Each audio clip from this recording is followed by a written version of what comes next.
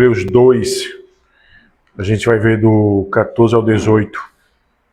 Hebreus 2, 14 a 18.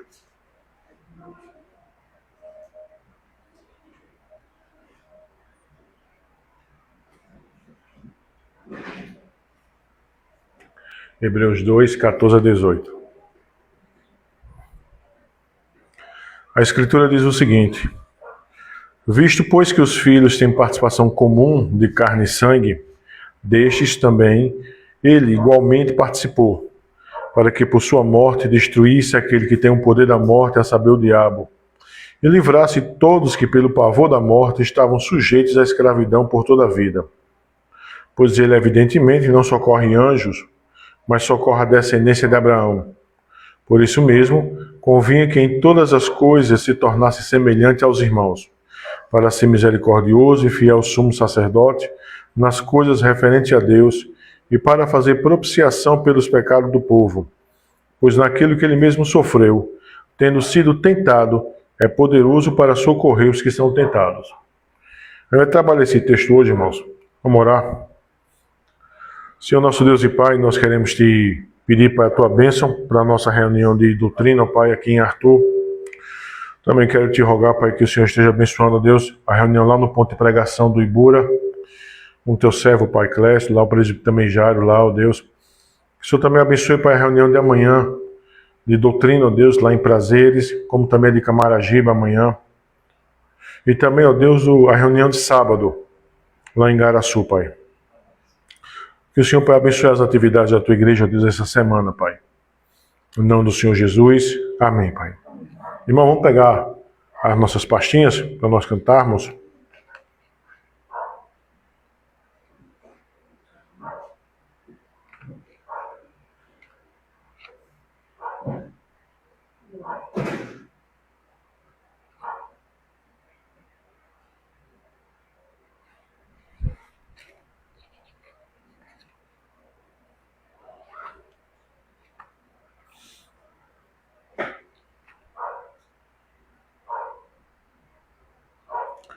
O 15, irmãos, teu povo. Página 8, o 15.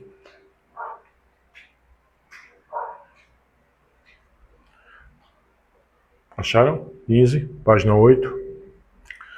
É o teu povo aqui presente, todos numa só voz declarando que só tu és grande. Exaltamos teu doce nome,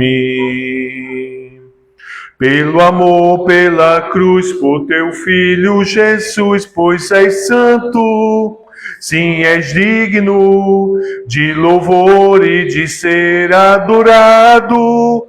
És bondoso, Pai querido, dentre todas as coisas, tu és verdadeiro Senhor. É o teu povo aqui presente, todos numa só voz declarando que só tu és grande. Exaltamos teu doce nome, pelo amor, pela cruz, por teu Filho Jesus, pois és santo, sim, és digno de louvor e de ser adorado.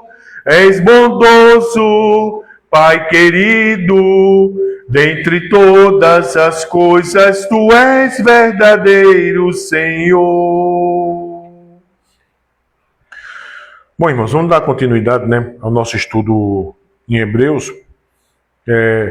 Só relembrando, irmãos, aquilo que a gente tem visto, que a razão de Hebreus, a temática principal de Hebreus é Jesus é superior, Jesus é melhor, Jesus é maior, tá? E aí a gente precisa entender que o escrito aos Hebreus foi escrito para quem? Para sacerdotes que tinham vindo a Cristo, que tinham sido trazidos para Cristo. Entretanto, por causa das perseguições, certo? Muitos deles, aliás, nenhum deles, né, tinha ainda chegado ao sangue, a derramar sangue, mas já tinham perdido os seus bens. Então, muitos estavam querendo voltar, apostatar. Então, Hebreus foi escrito para esses ouvintes originais, né? Agora, Hebreus também, obviamente, serve para nós, entendeu? Como uma carta de exortação, uma carta que a gente precisa, melhor dizendo, estar estudando sobre essa temática Cristo é maior, né? Então, só relembrando, como eu falei para os irmãos, que a gente sempre vai estar fazendo isso, tá? A carta, a epístola dos Hebreus, ela vai apresentar que Cristo é a expressão exata do ser de Deus, tá? É a única pessoa que Cristo não é superior, né? Que ela é a expressão exata, que é o do ser de Deus, do Pai. Vai falar que Ele é o Criador de todas as coisas, né? Que Ele sustenta todas as coisas pela palavra do seu poder, que Ele fez a purificação dos nossos pecados, que Ele se assenta à direita da majestade nas alturas. Aí o texto, a partir do verso 4, vai começar a falar da superioridade do Senhor Jesus em relação aos anjos. Então o capítulo 1 todo vai estar falando isso, né? Sobre que Cristo, Ele é superior aos anjos. Cristo é igual a Deus e é superior aos anjos. Então, abandonar o cristianismo era abandonar a Deus, tá? E em Hebreus 2, de 1 a 4, como também nós vimos, e só lembrando aos irmãos que, ao contrário da carta de Paulo, que você vai ter uma seção catequética, né, de instrução, e outra seção parenética, que é de aplicação, em Hebreus essa divisão não está, por assim dizer, bem delimitada, tá? Porque, por exemplo, em Hebreus 2, de 1 a 4, a gente já tem uma primeira aplicação, que é quando o autor vai dizer, né, por essa razão, ou seja, por tudo aquilo que fora dito a respeito de Cristo, que Cristo é igual a Deus, que Cristo é superior aos anjos, por essa razão, importa que nos apeguemos com mais firmeza às verdades ouvidas para que delas jamais nos desviemos. Então a gente tem sim essa primeira aplicação, tá? Aí a gente vai ter aquela questão, né? O irmão deve lembrar, aquele que já falou, que tanto o próprio Estevão como o próprio Paulo falava de um ministério de anjos na entrega da lei. E é em cima disso, né, que o autor aos Hebreus vai falar no 2:2, né? Que se tornou firme a palavra falada por meio de anjos, e toda transgressão, desobediência recebeu o justo castigo. Então aí segue a primeira pergunta da primeira aplicação, né? Como escaparemos nós se negligenciarmos tão grande salvação? Como é que a gente pode escapar se a gente negligenciar Cristo, se a gente abandonar Cristo? Certo? E aí o verso 4 vai dizer que essa palavra começou a ser anunciada, não é, através dos apóstolos, e que Deus testificou com ele através dos apóstolos, fazendo sinais, prodígios e vários milagres. O verso 5 até o verso 13, que foi o que nós vimos, né, nessas últimas terças-feiras, volta-se a falar novamente da superioridade do Senhor em relação aos anjos, certo? E por fim, a gente também viu aqui o verso 7, o verso 8, né, falando agora de uma forma bem específica da natureza humana do Senhor, tá? E a gente trabalhou isso, né, que é a questão do Salmo 8, e a gente viu que o Adão, antes da queda, ele tinha sim esse domínio, esse comando, que o Senhor Jesus, que a natureza humana do Senhor Jesus tinha. E até na ocasião, a gente até mencionou da seguinte forma: é lógico que quando a gente fala sobre milagres, prodígios do Senhor, a gente sempre se lembra da natureza divina do Senhor. E aqui quando eu falo natureza divina, natureza humana, eu não estou querendo dividir a pessoa teantrópica do Senhor Jesus. A ideia não é essa, tá? Entretanto, pedagogicamente falando, é necessário que a gente faça ênfase a certas coisas que são peculiares a cada natureza. Com isso, nós não estamos dividindo a natureza, a pessoa teantrópica do Senhor Jesus. Mas a partir do momento que o Senhor Jesus é verdadeiro homem, verdadeiro Deus, há certas coisas que dizem respeito à sua natureza humana e há certas coisas que dizem respeito à sua natureza divina. Então, quando se fala muito de milagres, geralmente as pessoas só atrelam isso à questão da natureza divina. Entendeu? Se esquecendo desse fator, que Jesus como segundo Adão, Jesus sem pecado, entendeu? Jesus tinha sim sabe? Toda aquela possibilidade de comando sobre a natureza, entendeu? Que Adão, antes de pecar, tinha. Tá? Então a gente viu um pouco sobre isso também. A gente viu também o quê, né? Sobre essa identificação, né, de Cristo com a igreja, certo? De Cristo com a igreja. Quando a gente viu lá no verso 11, né, que tanto o Senhor Jesus quanto a igreja, todos nós procedemos de um só. E qual é o aspecto, né? O Senhor Jesus sendo enviado por Deus, pelo Pai, não é? E a igreja também sendo eleita e sendo predestinada pelo Pai a Cristo. Não é? Que é justamente o verso 11, né? Pois tanto o que santifica como os que são santificados, todos vêm de um só. Aí por isso que a Escritura vai dizer, né? Que por isso que ele não se envergonha de lhe chamar irmãos. Tá? E também a gente viu, né? Isso, né? De que essa união mística de Cristo com a igreja é tamanho, que ele vai dizer no verso 12, né? Meus irmãos, declararei o teu nome, cantar-te-ei louvores no meio da congregação. Não é? Então a gente viu isso aqui. Bom, irmãos, hoje a gente vai ver do 14 ao 18. Tá? E a gente vai ver algo bem interessante hoje, que é a continuidade natural do texto, né? Mas o que a gente vai trabalhar hoje é o que Cristo faz como sumo sacerdote. Essa temática de sumo sacerdote, ela vai ser bem peculiar quando a gente chegar nos capítulos 7, 8, 9, 10, tá, de Hebreus, que é justamente a parte da carta que o autor aos Hebreus vai falar que Cristo é superior a Levi, Cristo é superior a Arão, tá? O sacerdócio arônico, levítico. Então isso vai ser trabalhado especificamente lá. Mas não quer dizer, irmãos, que essa temática do sumo sacerdócio de Cristo, ela não apareça em outras partes de Hebreus. Então a gente vai ver um pouco sobre isso, tá bom? Então, vê só, irmãos. Qual a importância de sabermos o que é a obra sacerdotal de Cristo? Muitas. O desconhecimento de certos aspectos da obra de Cristo traz sofrimento ao povo de Deus, traz insegurança a respeito dos propósitos de Deus. Então a gente não pode, irmão, estar nutrindo isso, a gente precisa compreender, tá, irmãos? Porque é necessário que a gente compreenda o que Cristo fez e faz, tá? Teve uma pergunta que Mari respondeu domingo aqui no nosso catecismo, certo? Que foi bem interessante, que é justamente essa questão de Cristo como mediador. De Cristo como mediador.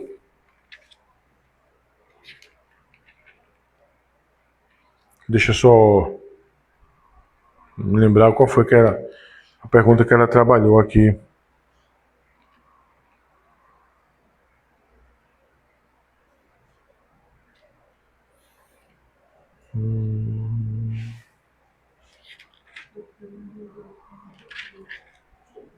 Oi?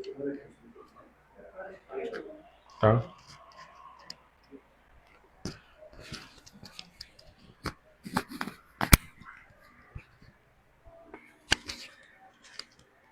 Deixa eu só achar aqui, irmãos, qual foi a pergunta que Maria... 41?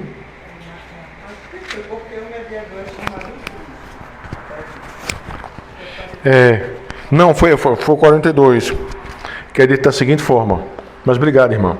Por que foi o nosso mediador chamado de Cristo? É 42. Aí a resposta é: o nosso mediador foi chamado de Cristo porque, acima de toda medida, ungido com o Espírito Santo, assim separado e plenamente revestido com toda autoridade e poder, para exercer as funções de profeta, sacerdote e rei da sua igreja, tanto no estado de humilhação como de exaltação. Essa pergunta aqui, do 42, ela é bem pertinente para o que a gente vai trabalhar hoje. Porque geralmente os crentes só acham que o papel mediatorial do Senhor Jesus, se tem essa impressão, né? Só foi durante o período do estágio da humilhação. Então a gente sempre costuma dizer, né? Cristo enquanto homem, né? Cristo enquanto servo sofredor, não é? Cristo em seu estado de humilhação, ele cumpre a lei, adquire a justiça que há na lei, obediência ativa, obediência passiva, ele morre pelo pecado dos seus eleitos, do seu povo. Isso é verdade. Tá? Mas é interessante que o nosso catecismo, nessa pergunta 42, ela coloca, né, o catecismo coloca que o trabalho da mediação do Senhor Jesus não somente se dá no seu estado de humilhação, continua ainda hoje em dia no seu estado de exaltação, certo?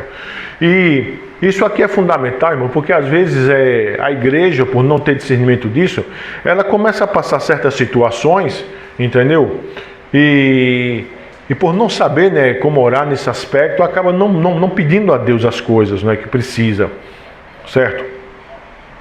Então, vê só, irmãos, vamos só ver alguma dessas questões aqui, tá? Sobre o que Cristo faz como sumo sacerdote. Então, a primeira coisa que eu quero trabalhar com os irmãos, e só lembrando aos irmãos, tá, que apesar de estar em formato de sermão, mas a gente está estudando, então se os irmãos tiverem alguma colocação, alguma pergunta, façam, tá bom? Façam. Então a primeira coisa que eu quero trabalhar com os irmãos, tá, sobre o que Cristo faz como sumo sacerdote, é identificar-se com seus eleitos e destruir, não é? Destruir o diabo e livrar seu povo. Então são três coisas, tá? Identificar-se com seus eleitos, destruir o diabo, né, e livrar seu povo, tá? Então, olha só, vamos ver os versos 14 e 15. Visto, pois, que os filhos têm participação comum de carne e sangue, destes também ele igualmente participou, para que por sua morte destruísse aquele que tem o poder da morte, a saber, o diabo. Certo? E livrasse todos que, pelo pavor da morte, estavam sujeitos à escravidão por toda a vida. Então, vê só, né? O que é que os versos nos ensinam? Primeira coisa, que nos identifica como raça. O que é que o verso 14 vai dizer?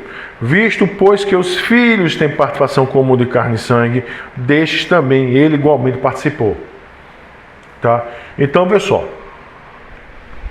Há uma identificação de Cristo com os seus eleitos. Da mesma forma que há uma identificação de Adão conosco, certo? Há uma identificação de Cristo conosco. Não é à toa que a Escritura chamará Cristo de segundo Adão. Tá? Então vamos entender uma coisa cá. Né? Vamos entender uma coisa cá que é necessário para a gente entender. O eleito, ele tem duas cabeças federativas, por assim dizer. Adão, de onde nós herdamos a nossa natureza pecaminosa, e de Cristo, certo? De onde nós herdamos tudo aquilo que nós somos em Cristo, certo? E aquilo também que nós seremos em Cristo. O ímpio, ele só tem um representante pactual, que é Adão. Tá? Então, veja só, quando a Escritura vai dizer que, visto pois que os filhos têm participação comum de carne e sangue, destes também ele igualmente participou. Mas a pergunta é, por que o Senhor Jesus precisou se encarnar? Por que é que ele precisou ter participação de carne e sangue? Por quê? Irmãos, para ser o nosso Salvador. Tá? Para ser o nosso Salvador. Tem o Catecismo de Heidelberg. Ele tem uma pergunta bem interessante, que ele vai dizer, deixa eu achar aqui. A pergunta 16 diz o seguinte: por que o mediador deve ser homem verdadeiro e justo? Deve ser homem porque a justiça de Deus exige que o homem pague o pecado do homem. E deve ser justo porque alguém que tem seus próprios pecados não pode pagar por outros. Fale, não. Essa questão de, o senhor falou aí, o texto da primeira carta do apóstolo João, capítulo 2, verso 1, corrobora para essa, ele continua com o texto, vai dizer assim: filhinhos meus, essas coisas eu vos escrevo para que não pequeis. E todavia alguém pecar, temos junto ao Pai Jesus Cristo, um advogado junto ao Pai, Jesus Cristo justo. Isso. Esse papel mediatorial que ele exerce e ainda continua exercendo hoje em dia. Exatamente. Esse texto aqui vai dar... Sim. Para isso que você está falando. Sim. Então, veja só, irmãos, a necessidade do mediador ser homem é porque deve ser verdadeiro homem, porque a justiça de Deus exige que o homem pague o pecado do homem. E veja bem, o Senhor Jesus precisa se identificar conosco, certo? Então não é à toa que o texto vai dizer que essa identificação se dá em ele assumir uma forma humana. Agora, como a gente já viu, a forma humana que o Senhor Jesus assume, ela é sem pecado, tá? Porque Jesus, irmãos, mesmo ele tendo nascido da bendita Virgem, mas a Virgem não comunicou o pecado original que ela tinha para o Senhor Jesus. Então, por exemplo, um dos trabalhos que o Espírito Santo teve foi de proteger para que não houvesse comunicação de pecado original da natureza da Virgem, entendeu? Da natureza humana da Virgem para a natureza humana do Senhor Jesus. O Senhor Jesus foi introduzido no mundo através, sim, de uma gravidez natural, mas não teve a contaminação do pecado. Então o Senhor não nasce nem com culpa, nem com corrupção. Tá? Ou seja, da mesma forma como Adão foi criado sem culpa e corrupção, o Senhor Jesus entra no mundo sem culpa e corrupção. Tá bom? Agora a pergunta é, e ele se torna humano sem culpa e corrupção, porque ele seria o segundo Adão dos eleitos de Deus. O representante pactual, o representante federativo dos eleitos de Deus, tá? Então, pessoal, vamos dar uma olhadinha lá em Romanos 5, que é o que vai falar especificamente sobre essa questão. Romanos 5.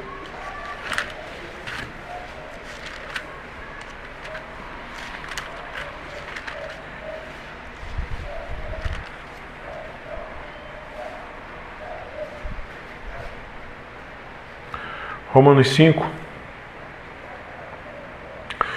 Sobre a identificação nossa com Adão, né? Romanos 5,12. Portanto, assim como por um só homem entrou o pecado no mundo, e pela morte e pelo pecado a morte, assim também a morte passou a todos os homens, porque todos pecaram. Certo? Porque até o regime da lei havia pecado no mundo, mas o pecado não é levado em conta quando não há lei. Entretanto, reinou a morte desde Adão até Moisés, mesmo sobre aqueles que não pecaram, à semelhança da transgressão de Adão, o qual prefigurava aquele que havia de vir. Ou seja, a morte reina sobre todas as pessoas, mesmo que as pessoas não pecassem, da mesma forma, à semelhança do pecado de Adão. Mas por que ela reinou? Porque todos nós temos culpa e corrupção. Tá? Então, para poder essa cadeia ser quebrada, o nosso mediador, mesmo sendo verdadeiro homem, que não era um fantasma, era verdadeiramente homem, ele aprendeu, ele cresceu em graça e conhecimento, mas ele tem que ser introduzido no mundo sem pecado original. E a maneira como o Senhor Deus fez isso, né, foi o Espírito Santo preservar a natureza humana do Senhor enquanto ela se desenvolvia na barriga da Virgem, certo? Da contaminação do pecado. Tá, irmãos? Então, veja só. No verso 17 é dito da seguinte forma, 5,17. Se pela ofensa de um, e por meio de um só, reinou a morte, muito mais os que recebem a abundância da graça e o dom da justiça, reinarão em vida por um só, a saber, Jesus Cristo. Pois assim como por uma só ofensa veio o juízo sobre todos os homens para a condenação, assim também por um só ato de justiça veio a graça sobre todos os homens para a justificação que dá vida. Só lembrando que essa expressão, todos os homens aqui, quem vai dizer é o contexto, tá? Então a pergunta é, quem são todos os homens que recebem vida? Obviamente aqueles por quem Cristo morreu, tá, irmãos? Então, voltando lá para o texto de Hebreus 2, o texto vai dizer, né? Visto, pois, que os filhos têm participação comum de carne e sangue, destes também ele igualmente participou. Só que observa, esse é o primeiro aspecto, tá? Dessa primeira divisão, daquilo que Cristo fez como sumo sacerdote. Mas tem uma segunda coisa aqui, também no verso 14, que diz o quê? Para que por sua morte destruísse aquele que tem o poder da morte, a saber, o diabo. Qual é a lógica disso? Não é? Qual é a lógica disso? Porque o texto vai dizer, por sua morte, ele destruísse aquele que tem o poder da morte, a saber, o diabo. O que é que significa isso, irmãos? Qual é a ideia disso? O que é que significa isso aqui? Irmãos, isso aqui tem o seguinte significado, irmãos, para nós compreendermos. Como eu já falei, a obra de Cristo ela é dividida em duas partes, né? Obediência ativa e obediência passiva. Obediência ativa é o cumprimento da lei, certo? Então, Cristo adquire a justiça que há na lei para seu povo. Entretanto, esse povo pelo qual Cristo adquiriu a justiça tem débito para com Deus. Certo? Tem débito para com Deus. E esse débito aqui precisaria ser pago para com Deus. E esse débito é pago quando o Senhor Deus derrama a sua ira, entendeu? Que nós merecíamos sobre Cristo. Então o débito que nós tínhamos com Deus, Pai, é pago por causa de Cristo como nosso substituto. Aí vamos entender uma coisa cá. Por causa disso também, entendeu? Por causa daquilo que Cristo fez, por causa daquilo que Cristo é. Lá em Mateus 12, tem uma construção bem interessante que fala do valente que é amarrado. Certo? Então o valente é amarrado e os seus bens são saqueados. O valente é Satanás. E quem saqueia os bens é Cristo. Agora vê só. Cristo, se ele quisesse, se o Pai quisesse, Cristo de fato poderia saquear todos os bens de Satanás. Mas Cristo só saqueia de Satanás aquilo que não era dele e que o Pai tinha dado a Cristo, que é justamente a gente. Por isso que a Escritura vai dizer que nós fomos transportados das trevas para a luz. Por isso que a Escritura vai falar sobre essa questão de que, lá em Efésios 2, né, o espírito da desobediência que agora atua nos filhos,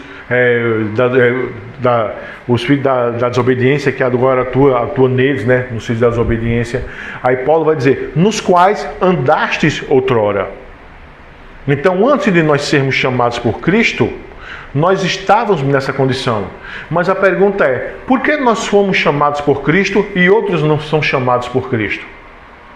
Porque aqueles que não são chamados por Cristo são os bens que Cristo não saqueou.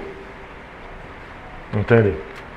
Agora, irmãos, é interessante uma coisa a gente também entender. Que veja só, no final de tudo, lá em 1 Coríntios 11, não é? Fala que quando o Senhor Jesus vier, porque os irmãos sabem que o estágio da exaltação de Cristo, certo? Ele é ressurreição, ele é a ascensão, ele é subir à direita, sentar-se à direita de Deus Pai Todo-Poderoso, e ele também é vir uma segunda vez. Das 4 etapas do estágio da exaltação de Cristo, 3 já se cumpriram, falta uma. Tá? A Escritura vai dizer que Deus Pai vai colocar todos os inimigos de Cristo no estrado de seus pés, debaixo dos seus pés, como cumprimento daquilo que fora dito lá em Gênesis 3,15. Certo? Mas observa que ainda resta um inimigo a ser destruído. E que inimigo é esse que vai ser destruído? A morte. Não é? Mas a morte é salário de quê? Do pecado. Então, quando isso acontecer, o diabo é destruído. Entendeu? O diabo é destruído. Aonde o diabo será lançado no lago de fogo de enxofre, entendeu? E será destruído. Obviamente que quando a Bíblia fala a questão de destruir aí, a ideia não é de um aniquilamento, mas é de uma punição eterna. Tá? Mas ele vai ser destruído. Então, veja só essa segunda coisa. O Cristo se identifica conosco, assumindo a natureza humana, cumprindo a lei, morrido pelos nossos pecados. E Cristo também, por sua morte, ele vai destruir o que tem o poder da morte, a saber, o diabo. Então essa questão aqui, entendeu, dessa destruição. E eu tenho que entender isso, irmãos, por quê? Porque antes de nós virmos para Cristo, antes de nós sermos tirados das trevas para a luz, a nossa situação espiritual, irmãos, era de morte espiritualmente, era de escravos de Satanás. E Cristo nos libertou disso. Entende, irmãos? Cristo nos libertou disso, tá?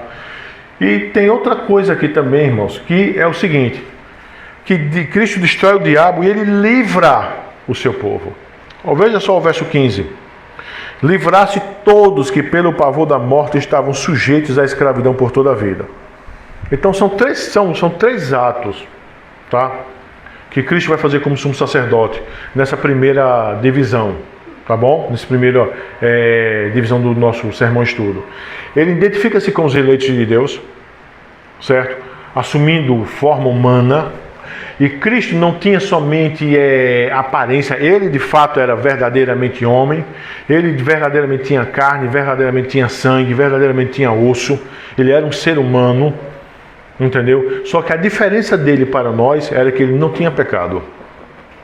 Ele, através de sua morte, ele destrói o poder da morte, destrói o diabo, certo? Ele destrói o diabo no sentido de tudo aquilo, né, que o diabo fazia, os bens foram saqueados, nós fomos transportados das trevas para a luz, entende? Agora, vê só, irmãos, como isso é interessante, né? A gente poderia dizer, como é que se está dando a realização desse trabalho, não é? A gente, domingo, aqui na igreja, nós estudamos, começou a ver a questão do dia do Senhor, não é?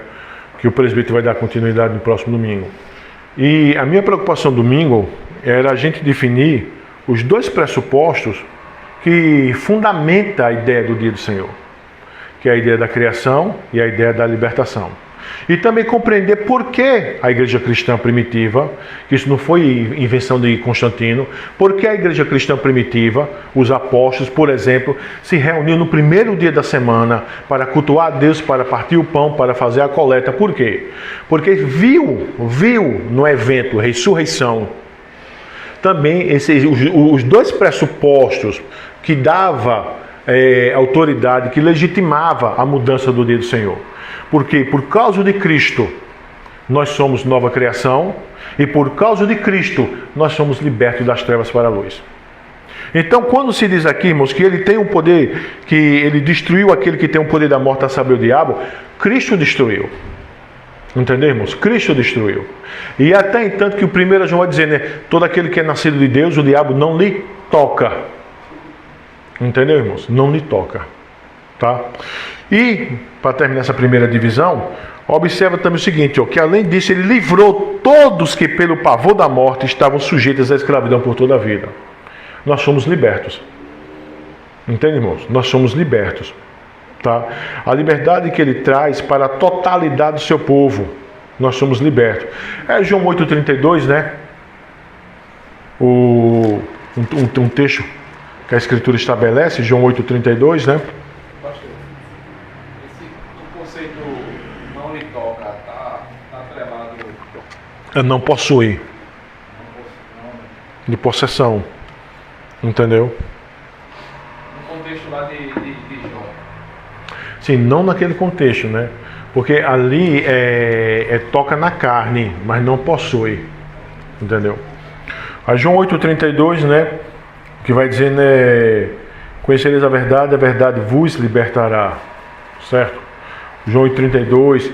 O 2 Coríntios 5. Vamos ver, irmãos? 2 Coríntios 5, 14 e 17. 2 Coríntios 5, 14 e 17.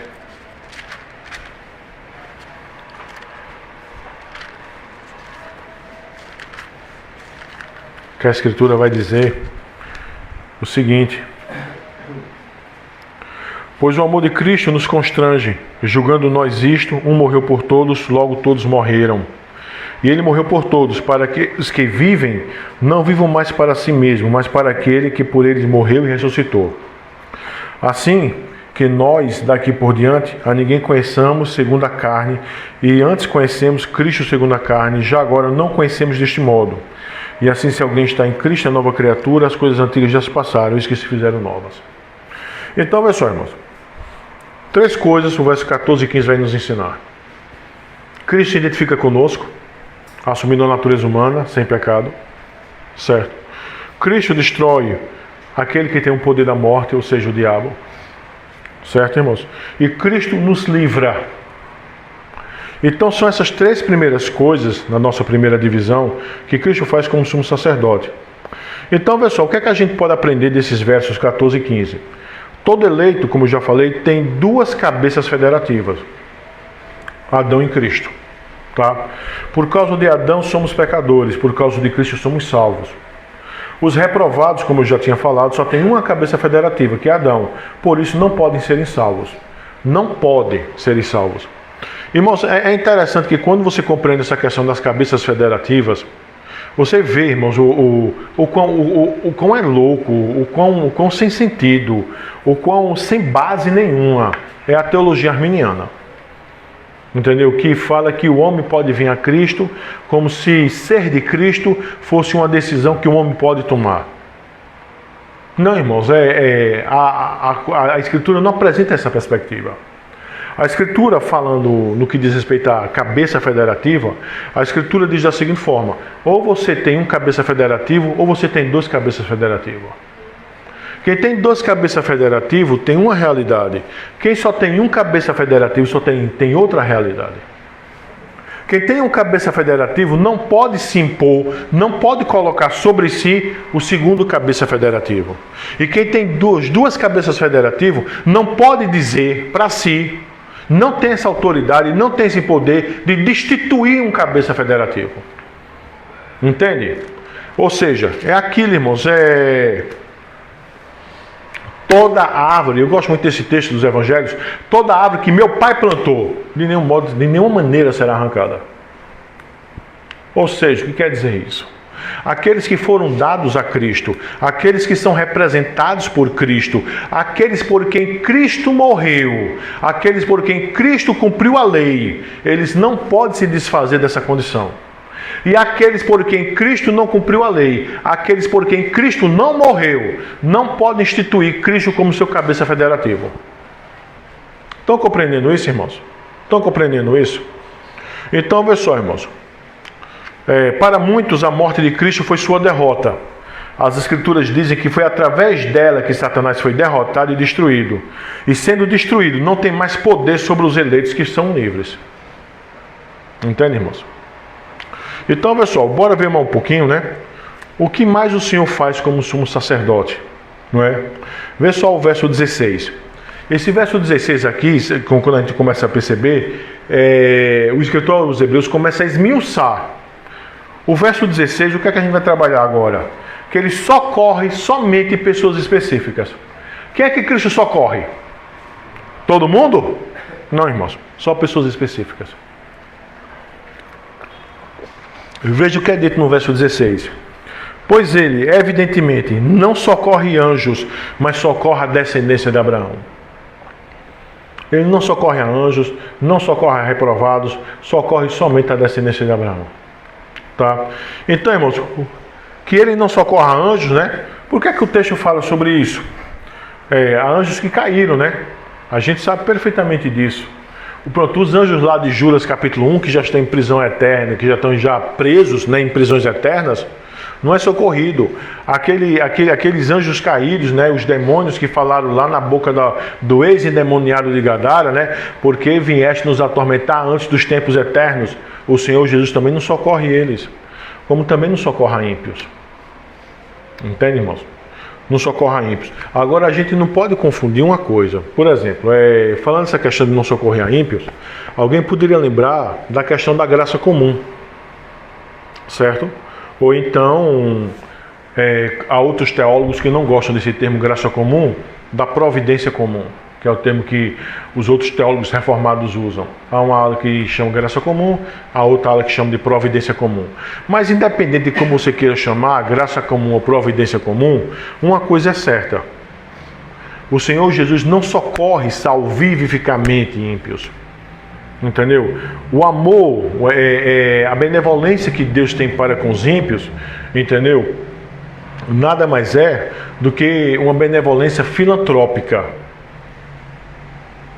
Que é quando a Escritura vai dizer que Ele manda chuva, que Ele manda oxigênio. Então isso é filantropia e nunca é na perspectiva salvífica. Porque Deus só derrama seu amor salvífico por aqueles que Ele deu a Cristo. Por aqueles que foram transportados das trevas para a luz e por aqueles que têm Cristo como segundo cabeça federativa. Entende, irmãos? Então, olha só. Ele vai socorrer a quem? Não é? O texto vai dizer, irmãos, a descendência de Abraão. Mas aí a gente tem que entender, quem é a descendência de Abraão? Será que o escritor dos Hebreus está falando da descendência física? O próprio Jesus disse, vós não tendes por pai Abraão. Vosso pai é o diabo. Jesus falou isso para herdeiros legítimos que descendiam de Abraão. Correto? Então a pergunta é, na Escritura, quem são a descendência de Abraão? Aí vamos lá para Gálatas, irmãos. Gálatas 3. Gálatas 3. De 6 a 9. Gálatas 3, de 6 a 9.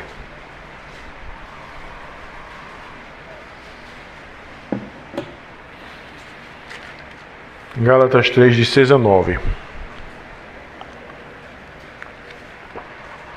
A Escritura diz o seguinte: é o caso de Abraão que creu em Deus, e isso lhe foi imputado para a justiça.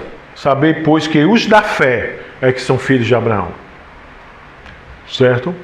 Ora, tendo as Escrituras previsto que Deus justificaria pela fé os gentios, pré-anunciou o Evangelho de Abraão, em ti serão abençoados todos os povos, de modo que os da fé são abençoados com o crente de Abraão. Então a pergunta é, irmãos, quem é os filhos de Abraão? Quem é, irmãos? Os da fé. Então a pergunta é, quem Jesus socorre? Quem Jesus socorre? Hein? Quem, irmãos? Os da fé. Aí a gente poderia perguntar, os da fé. Mas quem é que pode ter fé? Tito 1:1. Abram aí, irmãos. Tito 1:1. E leiam para mim, por favor. Tito 1:1.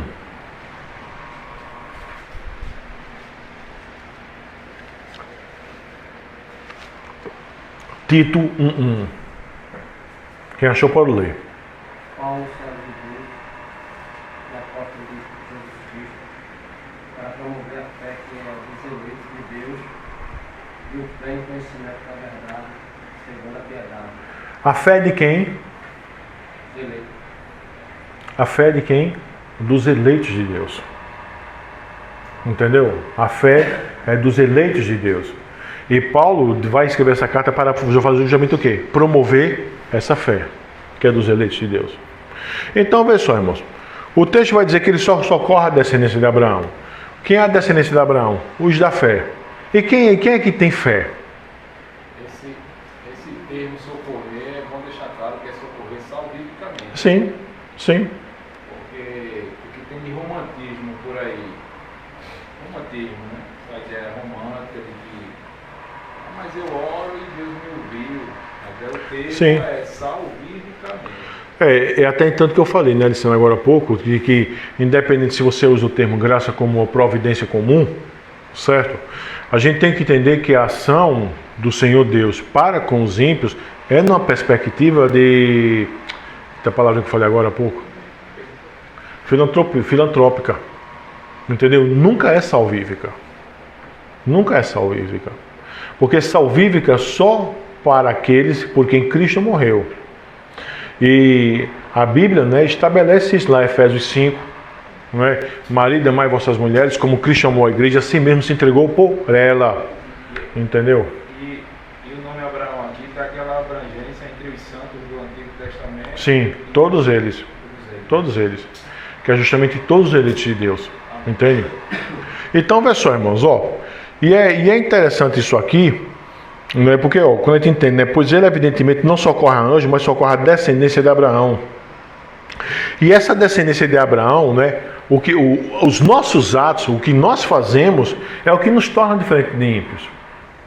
Eu até hoje coloquei um textozinho pequenininho sobre algo que eu vi hoje no Face. Né? O cara colocou lá da seguinte forma: aquela velha besteirada arminiana. Se eu sou salvo para sempre, então eu posso pecar à vontade porque eu não posso perder minha salvação. Aí eu peguei essa fala dele, coloquei e fiz um texto. Aí eu considerei da seguinte forma: vendo essa fala, vamos analisar o seguinte. Quem vive na prática do pecado não nasceu de novo. Quem ama o pecado não nasceu de novo. Quem peca sendo eleito de Deus, Deus o repreende, Deus o leva para arrependimento e ele produz frutos dignos de arrependimento. E Jesus, no final do Sermão do Monte, o Senhor disse que ser cristão não é apenas só no discurso. O cristão verdadeiro tem discurso e tem obras. Estão lembrados que o Senhor falou? Muitos vão dizer, Senhor, Senhor, nunca vos conheci. Apartai-vos de mim os que praticam iniquidade. Então, o que faz o homem ser um eleito de Deus, regenerado, é um discurso correto, com prática correta. Entendeu? Não é somente você ter um discurso bonitinho, reformado, e a vida está toda troncha. Isso manifesta que o cara nunca nasceu de novo. Não é? Manifesta que o cara nunca nasceu de novo. 1 João, né, irmãos? Vamos ver esse texto logo de João 8. João 8, 31 a 46. João 8, 31 a 46.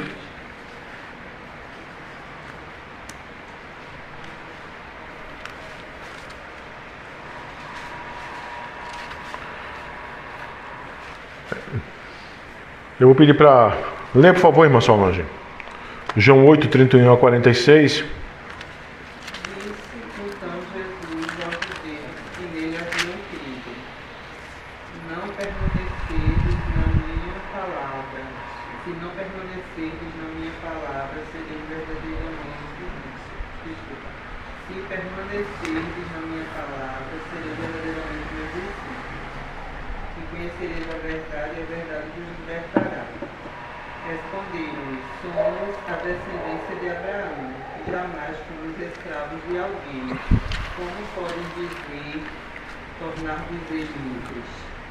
Jesus lhes respondeu, em verdade vos digo, quem comete o pecado é escravo.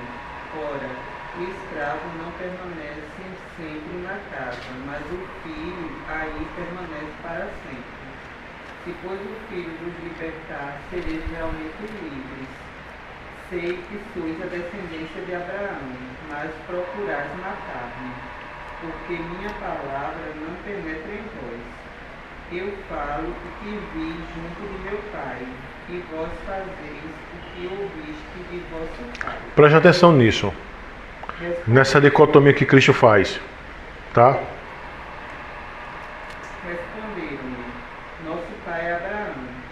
Disse-lhe Jesus, se fosses filhos de Abraão, praticarias as obras de Abraão. Irmã, desculpa aí um pouquinho para interromper. Irmãos, preste atenção nisso que o Senhor Jesus está falando. Se sois filhos de Abraão, praticai as obras de Abraão. Não é somente o discurso. Nunca foi somente o discurso. Porque discurso por discurso, entendeu? Qualquer fariseu teria o discurso. Estão lembrados que o Senhor Jesus falou? Estão lembrados que o Jesus falou a respeito deles? Estão lembrados ou não? Não. O que é que o Senhor falou a respeito do discurso deles? Dos fariseus. Estão lembrados ou não, irmãos? Hein? Oi? Estão lembrados ou não? Hein, irmãos? Oi?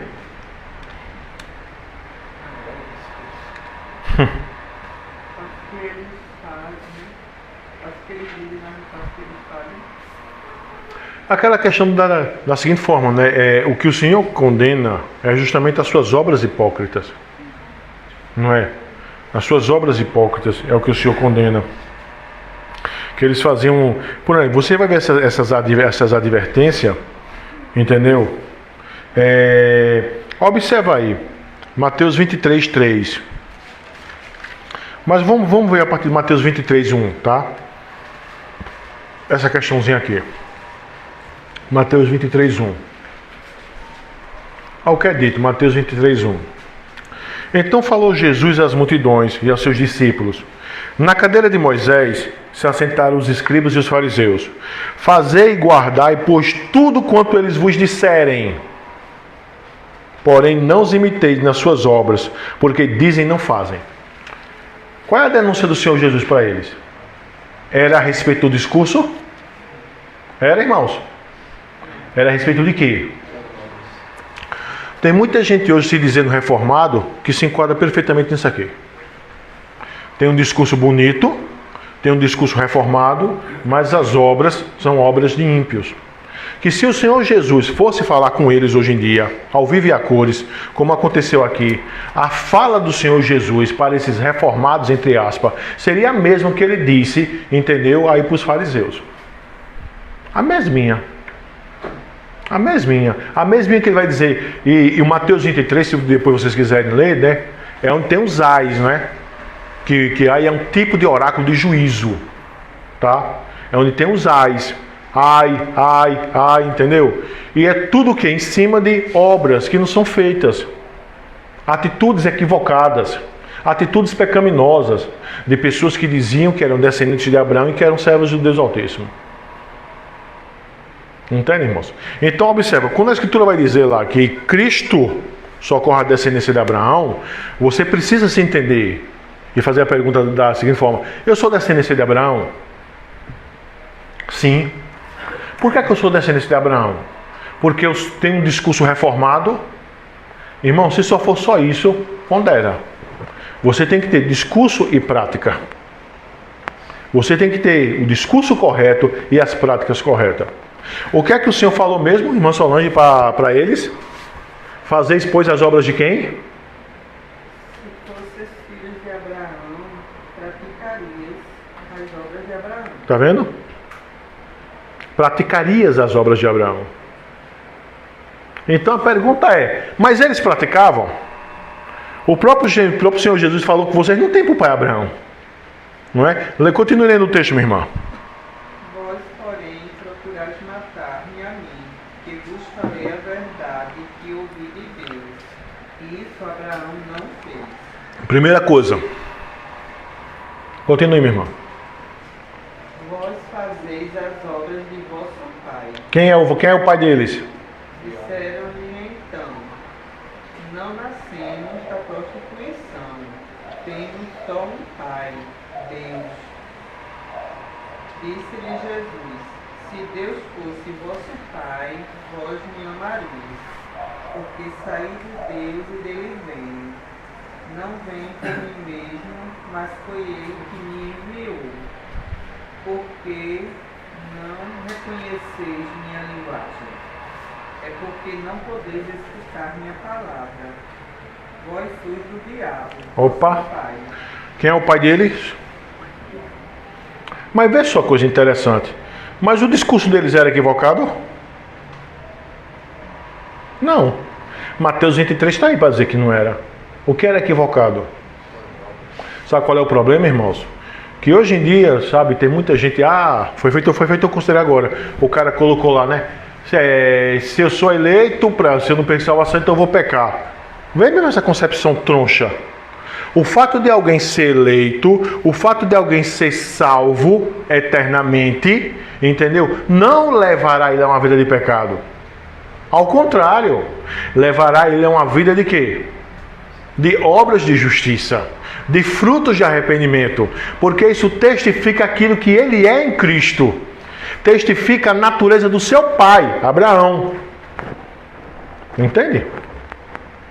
E o que o Senhor está fazendo é contrastando o quê? Se vocês fossem filhos de Abraão, teria esse procedimento aqui, Mas vocês não têm esse procedimento. E vocês não têm esse procedimento, aí observe, é isso que eu acho fantástico.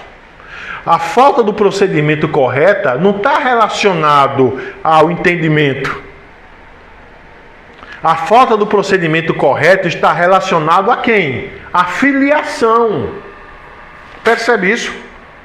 A falta do procedimento correto está relacionada à filiação. O que é que Jesus falou? Vocês fazem isso porque tem por pai quem? Porque se o pai de vocês fosse Abraão, vocês fariam o quê? Percebe isso? A prática correta diz respeito à filiação. Entendeu? A prática correta diz respeito à filiação. A grande questão é essa, irmãos. No contexto de João, Evangelho de João, capítulo 15. Sim, mesma coisa. Então, olha só, irmãos, tem outro texto também que eu quero falar sobre essa questão de práticas, né, que corrobora que nós somos filhos de Abraão e, consequentemente, somos socorridos pelo Senhor Jesus, certo? Vamos dar uma olhadinha lá em 1 João.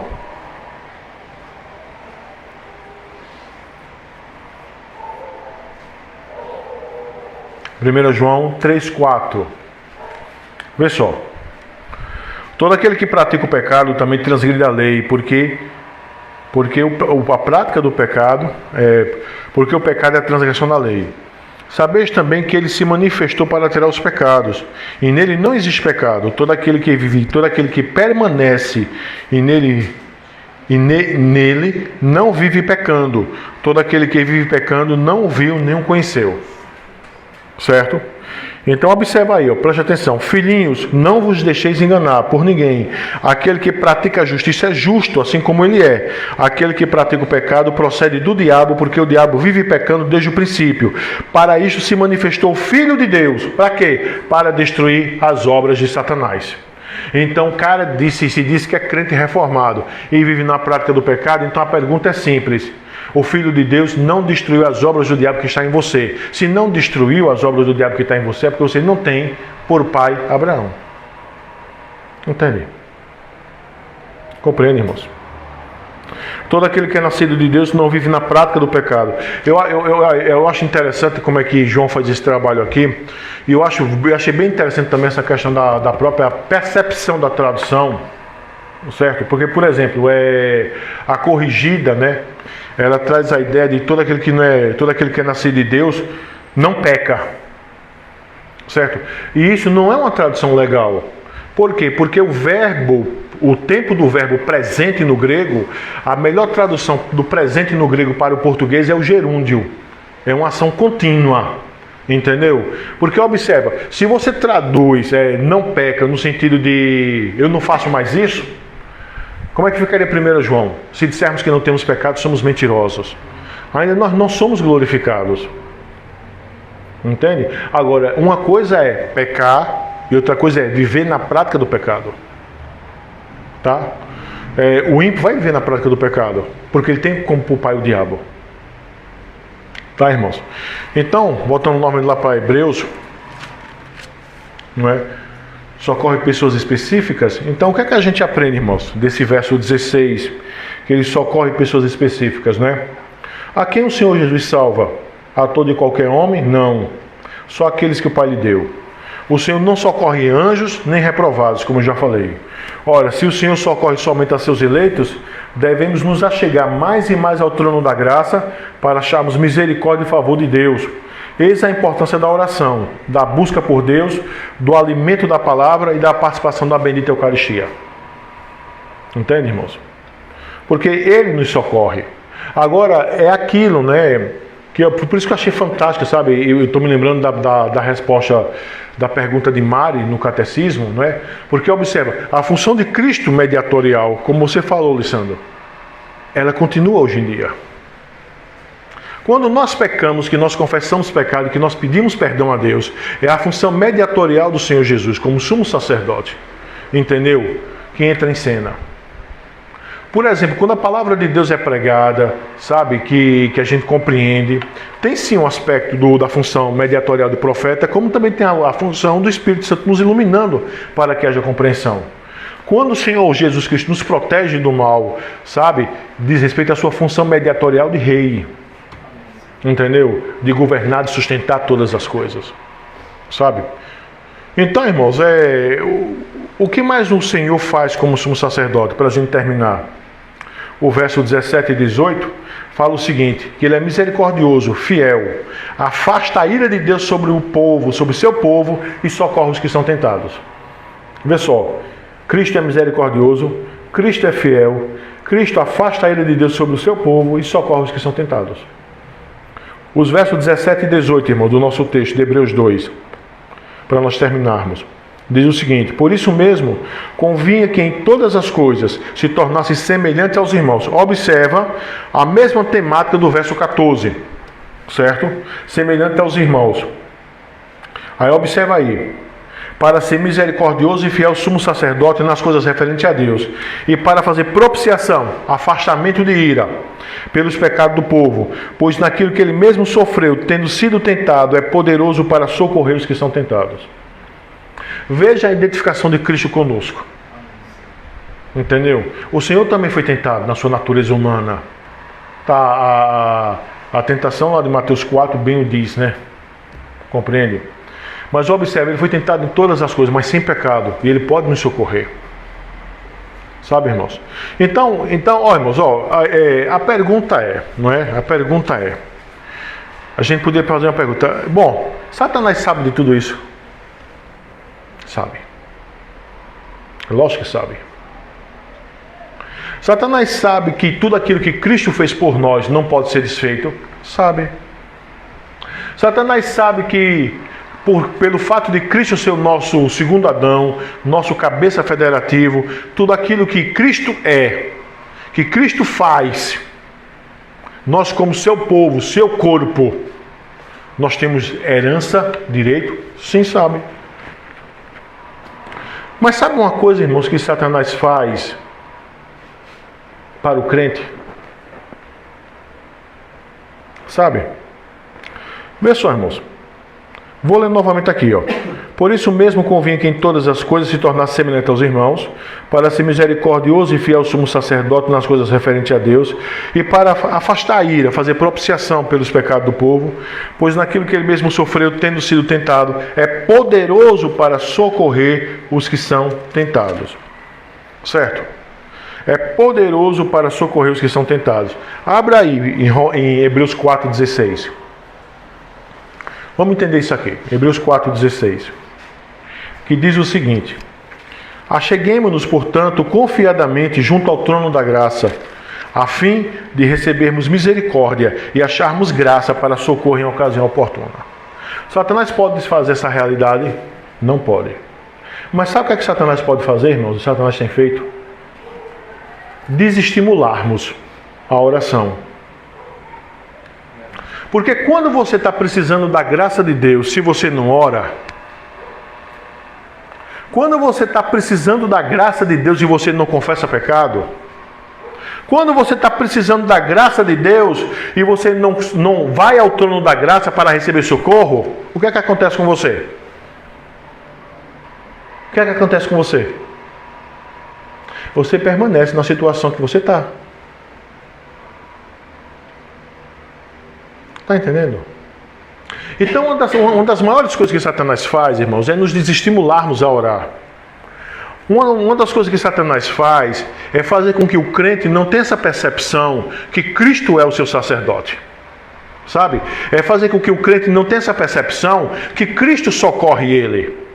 É fazer com que o crente não tenha essa percepção que Cristo intercede por ele a Deus Pai. É fazer, irmãos, que nós não temos, que nós não tenhamos a percepção que Deus atende-nos por causa de Cristo. Mas quando você não ora, quando você não busca Deus, e você fica calado lá, curtindo o pecado, sabe? E lá, sabe como é que é? A tentação, comendo, sabe? Aquele aperreio e você não ora, você permanece, irmão, debaixo dessa realidade. Por isso que eu li aqui, ó, o Hebreus 4,16. Eu vou ler de novo, ó. Acheguemo-nos. Quando a gente for trabalhar esse texto, daqui a algumas terças, vocês vão observar que Hebreus tem muito imperativo.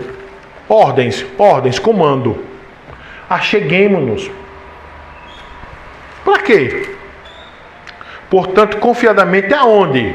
Junto ao trono de graça. Para quê? Receber misericórdia e acharmos graça. Quando? Para socorro em ocasião oportuna. Mas deixa eu te fazer uma pergunta. E se você não se achegar? E se você não se achegar? E se você não orar? E se você não confessar pecado? Você vai achar tudo isso que Hebreus 4,16 diz? Vai não, filho. Vai não. Vai não. Vai não. Satanás sabe disso. E como sabe? Por isso que Satanás desestimula você a orar. Por isso que Satanás desestimula você vir para a igreja. Por isso que Satanás desestimula você de estudar a Escritura. Por isso que Satanás desestimula você, porque ele sabe que não pode mudar o que você é. Mas ele sabe que pode atrapalhar a tua caminhada cristã. Entende isso? Ele sabe disso. E Satanás tem feito isso. Quando você vê, o irmão está fraco na fé, o irmão está desviado. Aí tem uma diferença na Escritura entre apostasia e desviar. O que é que Hebreus 2,4 diz? 2,1. Lê aí novamente Hebreus 2,1 para mim, por favor, irmãos. O que é que Hebreus 2,1 diz aqui, irmãos?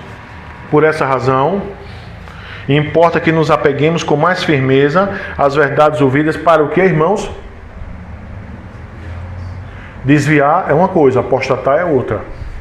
Certo? Apostatar é um iluminado, nunca foi eleito de Deus. Mas um eleito de Deus pode esfriar, pode se desviar? Lógico que pode, irmãos.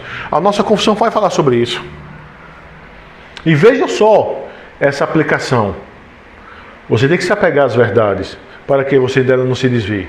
Então, um crente que não ora, um crente que não confessa pecado, um crente que não perde a graça de Deus em momentos de tentação, um crente que não corre para o trono da graça, é lógico que ele vai cair, meu irmão. É lógico que ele vai cair. Vai cair em pecado, vai entristecer o Espírito Santo, pode esfriar na fé. Não é?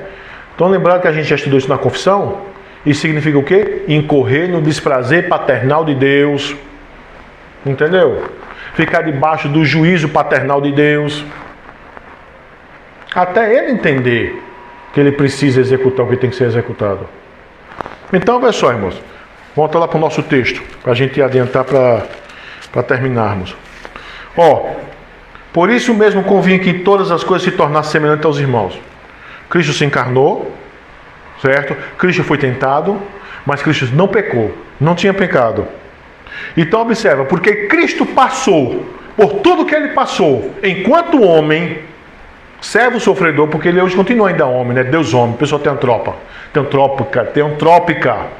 entendeu?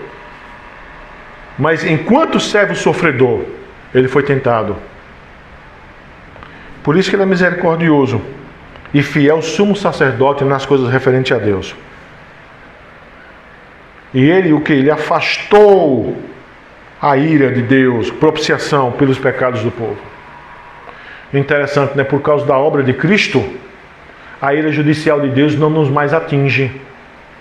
A ira paternal sim, porque a ira paternal é manifestação do seu amor, mas a ira judicial não, porque ela foi retirada de nós. Entende, irmãos?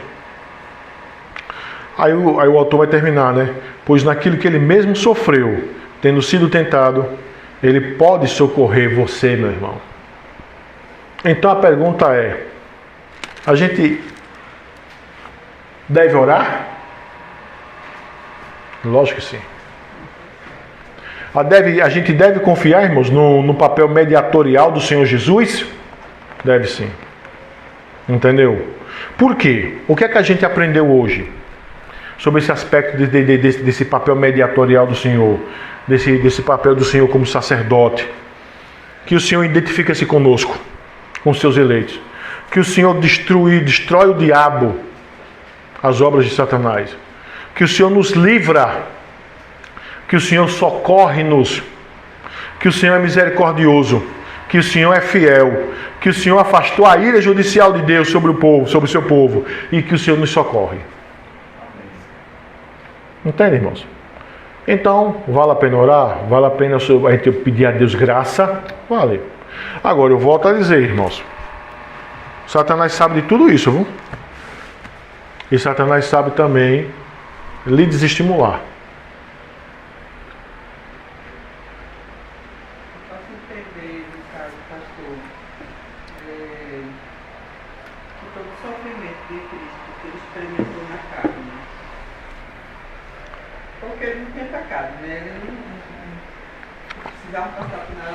Isso.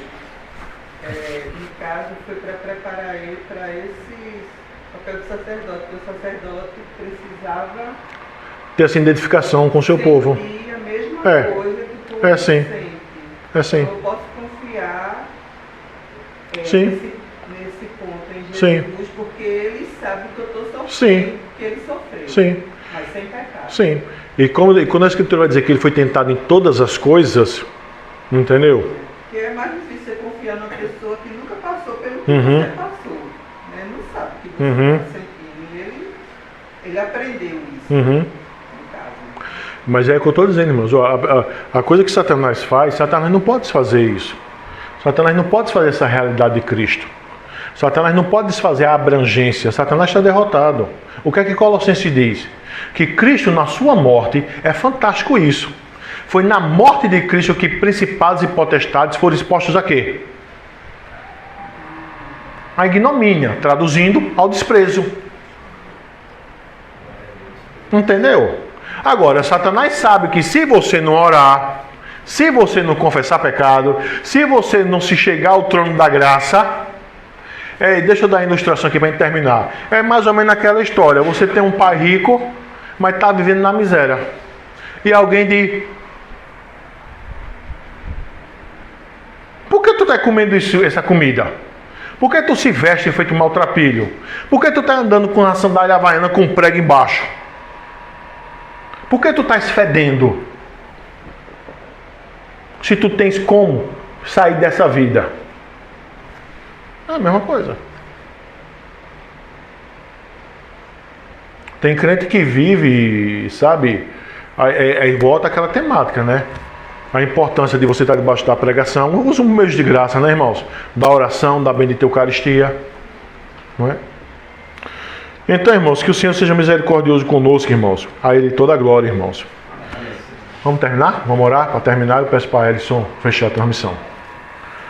O Senhor nosso Deus e Pai, nós te rogamos em nome do Senhor Jesus, que o Senhor nos ajude, que o Senhor nos abençoe, que o Senhor nos conscientize daquilo que nós somos em Ti, ó Deus, por causa de Cristo. Que o Senhor tenha misericórdia de nós, ó Deus, da nossa apatia, de tantas e tantas vezes, ó Deus, da nossa negligência com as coisas do reino. Que o Senhor tenha misericórdia, Pai, que o Senhor abençoe teu povo aqui, ó Deus, em Arthur. Faz a tua igreja crescer em graça e conhecimento e chama os teus eleitos, ó Deus. Abençoa também, Pai, o ponto de pregação lá no Imbura, ó Deus, que está sendo realizado agora, ó Pai, o estudo lá. Abençoa também, Pai, os teus santos lá de Prazeres, de Camaragibe, na reunião de oração e doutrina que vai ser realizada amanhã. E também abençoa, Pai, o teu povo lá em Garaçu, ó Deus, no estudo que vai ser feito sábado, ó Deus. Que o Senhor nos abençoe, Pai, que o Senhor nos leve para casa em paz, debaixo da tua poderosa e santa mão. Tudo isso te pedimos em nome do Senhor Jesus. Amém, Pai. Elison.